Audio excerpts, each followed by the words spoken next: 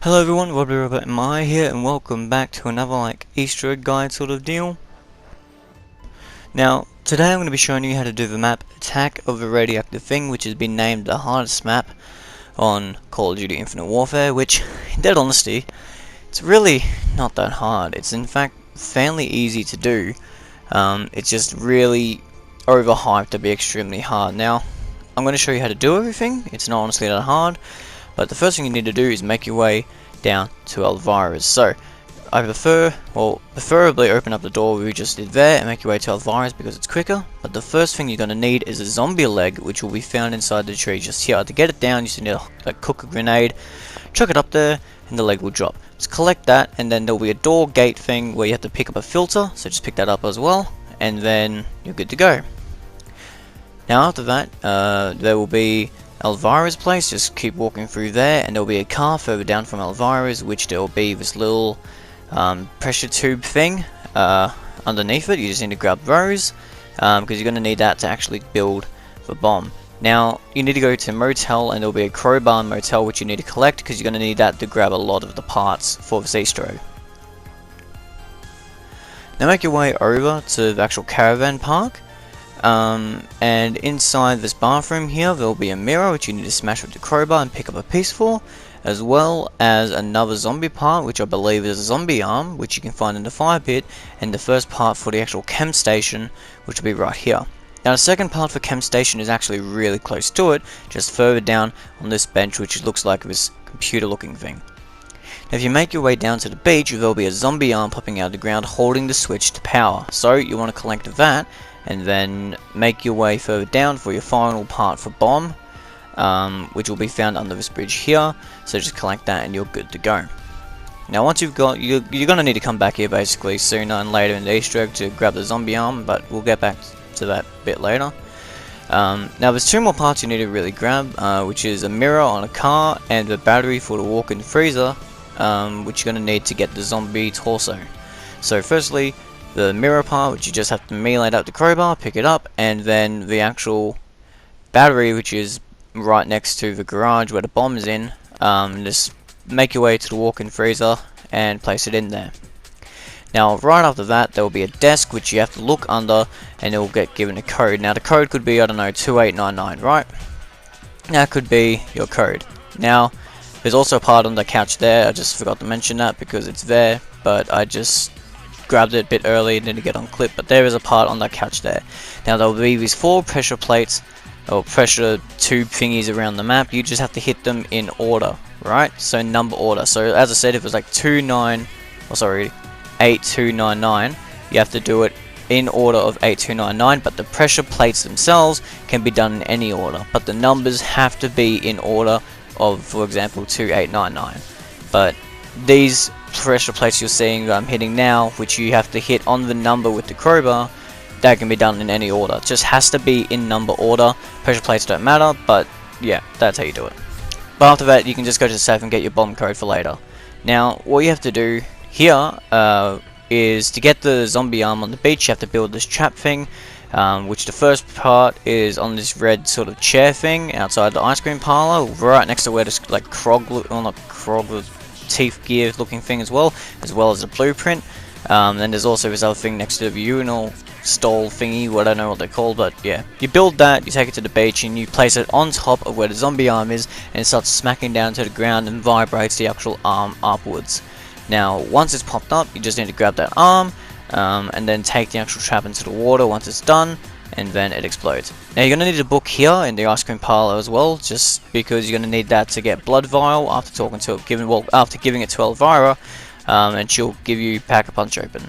Now to get the torso, you just need to interact with the walk-in freezer and hit that and get the torso. After that, I just suggest grabbing the cleaver for zombie blood.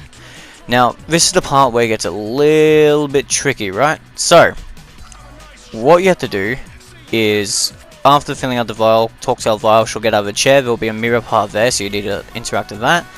And then you'll get the next zombie, well, that will give you a part to actually build the zombie. But yeah, she'll just take her over to this little circle thing outside her place. She'll do this hand wavy thing, That will open a pack-a-punch, and you just go in there for the next part of the zombie, which will be its head.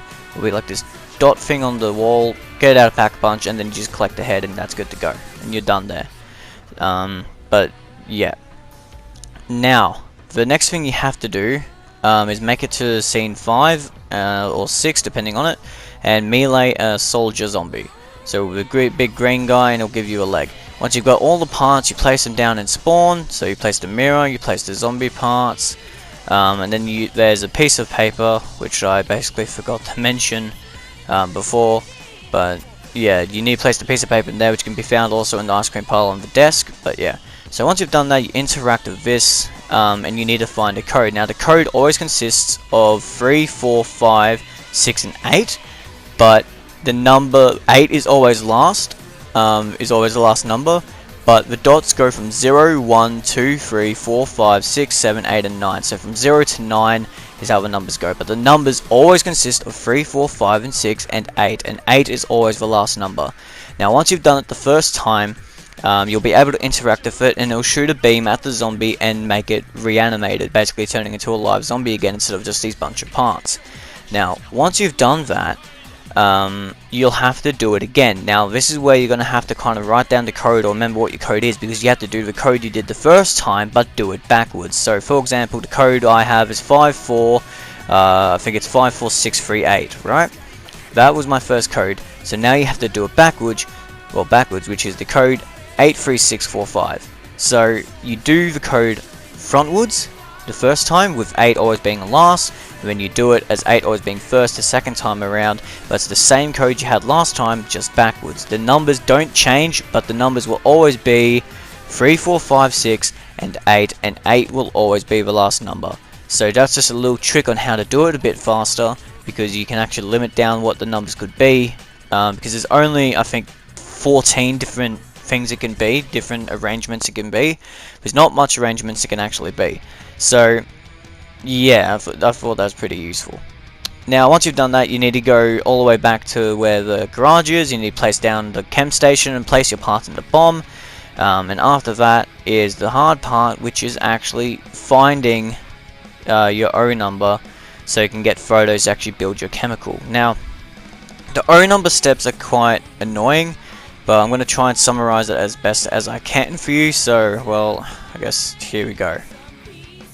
Okay, so to find your own number, you need to look at the TV in Elvira's. There will be numbers on there. You need to go to the motel and find your base number on the wall, then change the film color. Once you have done that, you need to go to each location. The one that has the dash in it is not your number. Now you need to keep changing the number until you find the right one, and I'll explain in a bit, but the locations are outside garage, underneath the bridge, the one in Pack-a-Punch on the fridge, and there'll also be one in the supermarket on the wall. Now to summarize, basically, to do it with a bit more speed, while I quickly show you where each location is, so you have to get photos of each chem board. Right now the actual numbers on the chem board has to change. Now to find that number, there will be numbers around the area, but there's like your base number in the motel, so it could be, I don't know, probably 3 or something, beats me, be whatever you want, but whatever that number is, you need to go around the thing, change the color, and the one that doesn't have the dash in it, so imagine you have red and all the numbers have a dash in it, that's not your color, so you change the color, and then you find the next one that has a dash in it, then you go to the next color. If the third color will be your color, and then the one that doesn't have a dash in it is just the number there, that's your number. So then you have to times the number you found in the motel, so it could be 3, and then you time the number you found could be a 2, so it could be, I don't know, 6, right? That's your number. If you go back to Elvira's, there will be a TV on there which will have the colors green, red, and blue on there. So what you have to do is you have to find the number that has 6 on it. So it could be 4, might be the top number, then 4 to 6 can be the middle number, meaning 5 could be your number, and then there's 6. So once you have done that, you just need to go change the color to 6. So we'll say for now the color is red, so you change the color to red, and then you need to go around taking photos of every single chem board, because the numbers on there change, and those are the numbers you're going to need to actually build your chemical. Now I know that sounds really hard and devastating and really confusing, but that's the best way I can summarize it. So basically, you find your number. You need to find your own number, and the own number will basically keep it amazing. But remember your own number because you're going to need it for the actual chem step.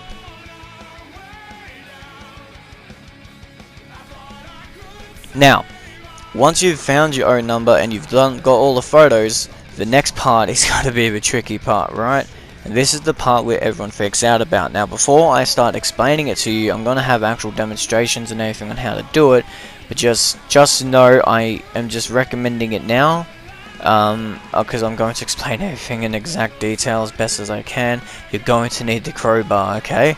That is very important for a lot of the steps. Now, the hardest part of this entire Easter egg and the longest part will be your chemical step. The chemical step is torture. Now, to summarize it, before I actually show you examples of how to do it, there will be different items around the map, and there will be a battery that you need to get on scene 6, but you can just guess it. Okay, you can guess it. That is an option. Because you can fail it as much times as you want, but you can get, you just need to get the items, place it down, and you need to do the math for it to actually build your actual chemical, and that is the hardest part of the entire Easter egg, is building your chemical. Now, there is a multitude of different items it can be, but I'm going to try my best and explain how to actually do chemical step before I tell you the different ingredients and stuff you need. So, first things first, you need to find your ingredients. Once you have found them, look at your photos and look at one of the ingredients, and what you have to do is you have to add the left and the top number of that ingredient and add them together.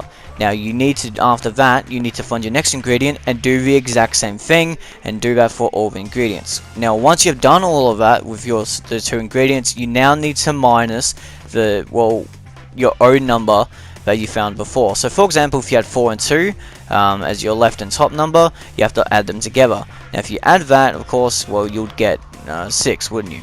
So 6 would be your number. Now what you have to do is you have to do that again with the next chemical. So that could also be, I don't know, 2 and 4 as well, for example. And once you've done that, you need to add those together, which will give you again 6. But you need to add those two 6s together and you'll get 12. Now once you've got that 12, you need to minus that by your own number. So for example, our own number could be, what, I don't know, I guess 3? 9? I don't know, we'll do 9. So once you've done that, you now need to minus your 12 by that 9. Now once you've done that, you'll get your actual own number, so your total number will be 3. So what you have to do then is type in what that final number is as 0 and 3, and that will build your chemical. So then you have to continue this cycle. So basically your entire equation will look like this, right? It'll look like 2 plus 4, which will equal 6, 6, and then plus that by 2 and 4, which will give you 12, minus that by 9, which will give you 3. Now, that's the best way I can describe it. It is an extremely stressful step because it is very, very intense. But it sounds worse on paper than what it actually is. It is quite easy, and it's honestly nothing to be that stressed about, right? It sounds really, really tough, but trust me when I say it, it's honestly extremely easy. It's just a hassle and you have to do it more than one time. Now, as I said, you can guess the chemicals, and I can tell you every chemical, and I'm not going to put a thing on screen of telling you what each chemical is, because that is going to take extremely long and a lot of big words which some of you might not understand. So it's better I just tell you the ingredients you need, and then you can go from there. So basically, you have to cook different ingredients, right? So the best way to cook them is by, well, either doing the battery and them telling you what the ingredient actually is, or I can tell you the ingredients now and you can just build it for your pleasure. So the first built ingredient or chemical you can build is 3-methyl-124 dinitrobenzene. And what you're going to need for that is drain cleaner, paint and detergent, which will give you methylbenzene. After that, you need methylbenzene, baking soda and vinegar and detergent, which will give you dinitro. After that, you get dinitro, racing fuel, and then combine those, and then you will get yourself 3-methyl-124 dinitrobenzene. Your next chemical can be octahydro-2,5-nitro-3,4,7 zinc, which will be racing fuel and quarters as your first one, formaldehyde and glass cleaner as your second one. racing fuel and cores, which give you formaldehyde and glass cleaner, which give you hexamine vinegar, plant food and detergent, which will give you octahydro 2,5 nitro 3,4,7 power zinc. Now, your third ingredient could also be 3,4-dinitroxymethylpropane if it wasn't any of those two, which all you're going to need is vodka and pennies to create acetylhalide, quarters and racing fuel to make formaldehyde, which will give, then after that you need to get acetylhalide and formaldehyde, add them together with detergent, which will give you aldehyde sludge. Now, aldehyde sludge and nail polish remover will give you 3,4-dinitroxymethylpropane, and your final chemical, which can be 1,3,5-pteronitrophenol, which will be motor oil, insect repellent, and wheel cleaner, which will give you phenol, and drain cleaner, which will give you phenanosulfic acid, and then with the phenanosulfic acid, you will add detergent, which will give you 1,3,5-pteronitrophenol. Now, to explain how to do the chemical all over again, right? All you have to do is look at your photos. So, for example, go on your photos, and one of your ingredients might be, I don't know, we'll say drain cleaner. As I said before, once you have changed the color and you take a photo of it, the numbers will change. Those numbers are the numbers you're going to need. So if you look at those photos and you look at the ingredient that says drain open on the photos, if you look at the left number and the top number, that will give you your first actual number. So 2 and 4, which will give you 6, that means your first number is 6. Then you go to another ingredient, as I said, could be paint. Again, 2 and 4, that can be 6, which will give you your 12. So you add those two together, which will give you a 12, and then you minus about the O number you had before to actually find that color, which we all agreed was 3. And that will give you, it was 9. And then, as we said, that added together will give you your number, which will be 0 and 3.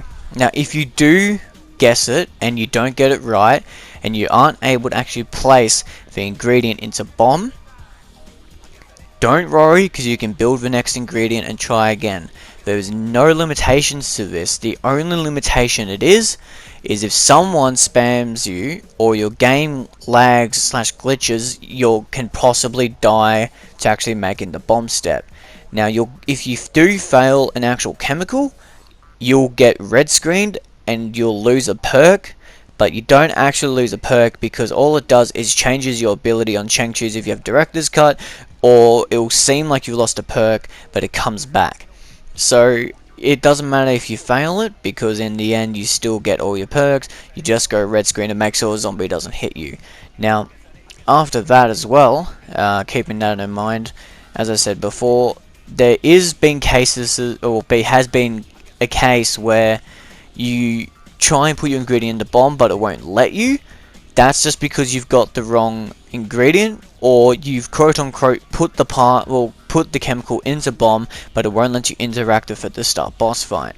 Now, if you've done that, you haven't actually built the right chemical, but you forgot to place your actual parts into bomb, and which has been a case numerous amount of times. I can say I've done it because I've got it on stream of me doing it, because I forgot the actual place in the actual parts, and then I've got the wrong chemical and it wouldn't let me place it in. There will be no other reason why it wouldn't work.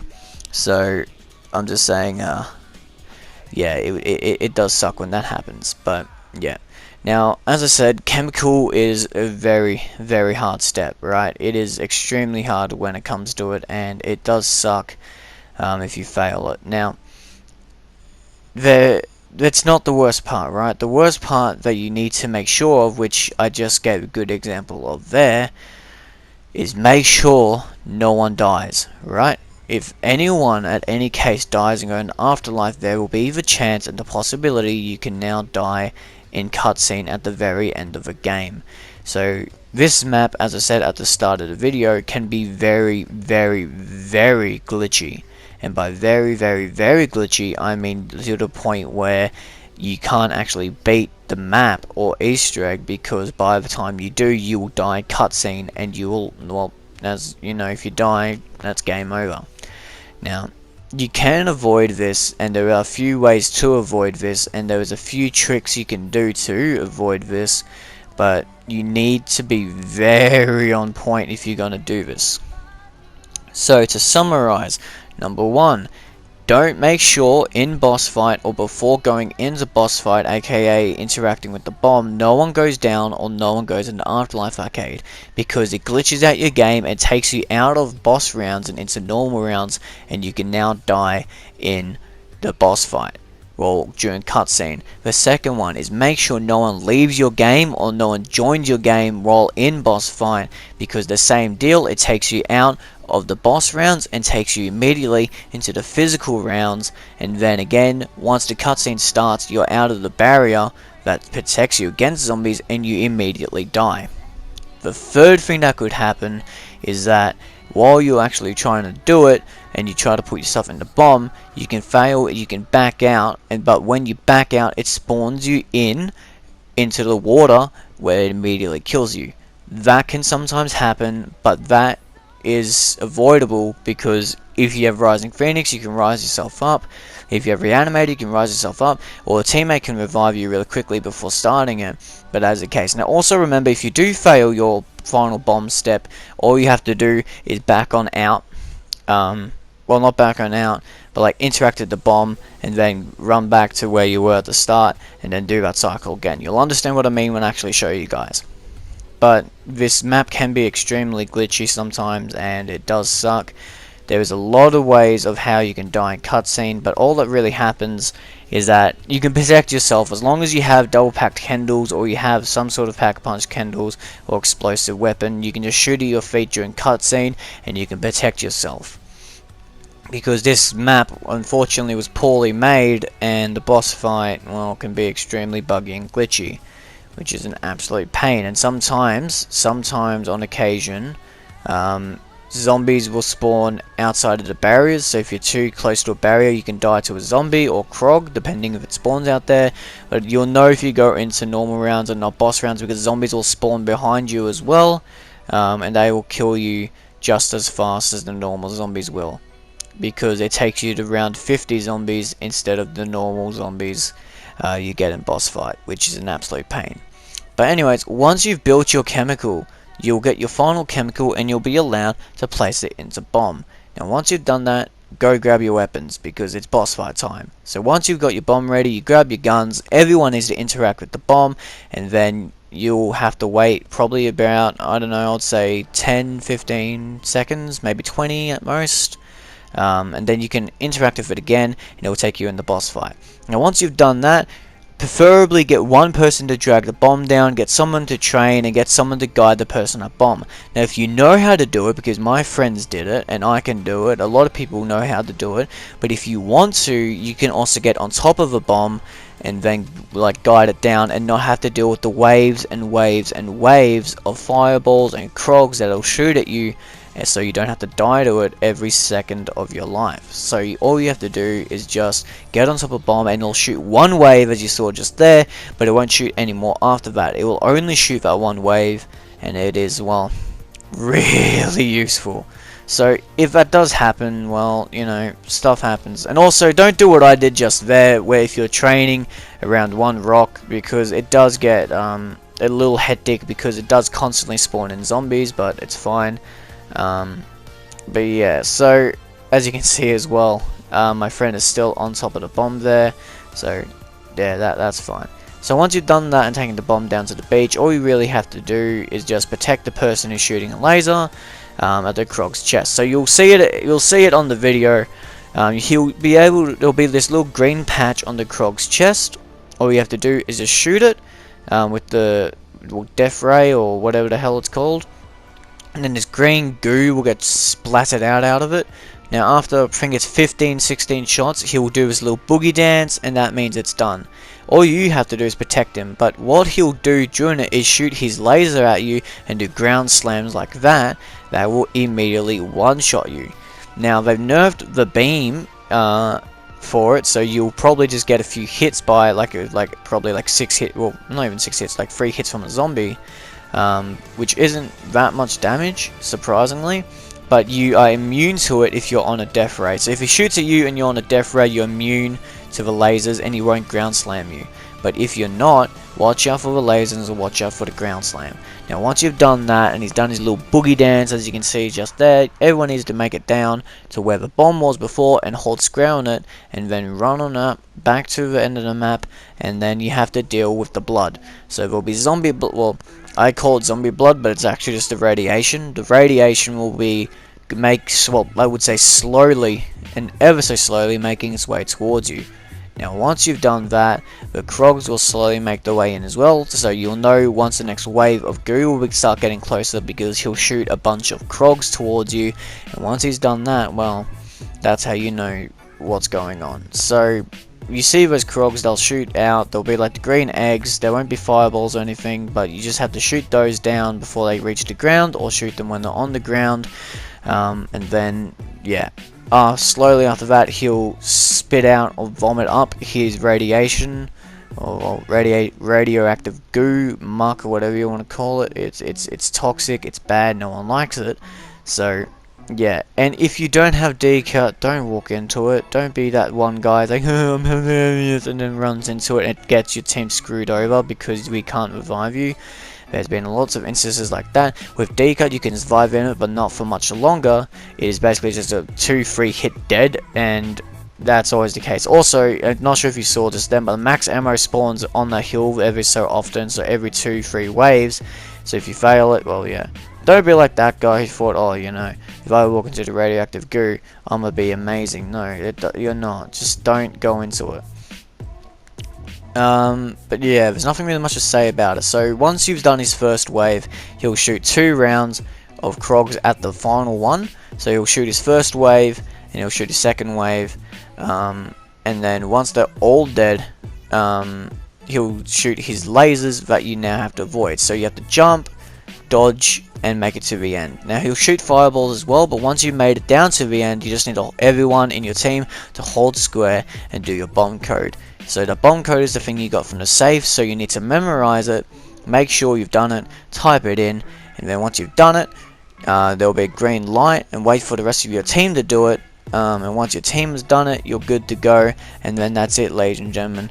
You have completed Attack of the Radioactive thing, and if your teammate can't do it, do what I did there, get them to jump on the opposite side of the bomb, and get you or another one of your teammates to do it, if they don't know how to or can't get it in time. You have roughly 20 to 30 seconds in there, and once you're done, you've got cutscene, and bam boom, there's your soul key, ladies and gentlemen, or talisman, depending on what you want to get it done for. So I know this has been a really hard and confusing guide, unlike a lot of my other guides which are more straightforward, but this one has taken me the longest to do because there is just so much you have to put into this map, and it is probably, although it is one of my all-time favorite maps on this game, it takes so long to do the Easter eggs, so long. This is probably the longest Easter egg besides Beast, because Beast, although the Easter egg steps are easy as hell, the guns take forever to get, and you need certain guns, including if you're doing Mephistopheles, which is a tutorial for a whole other video.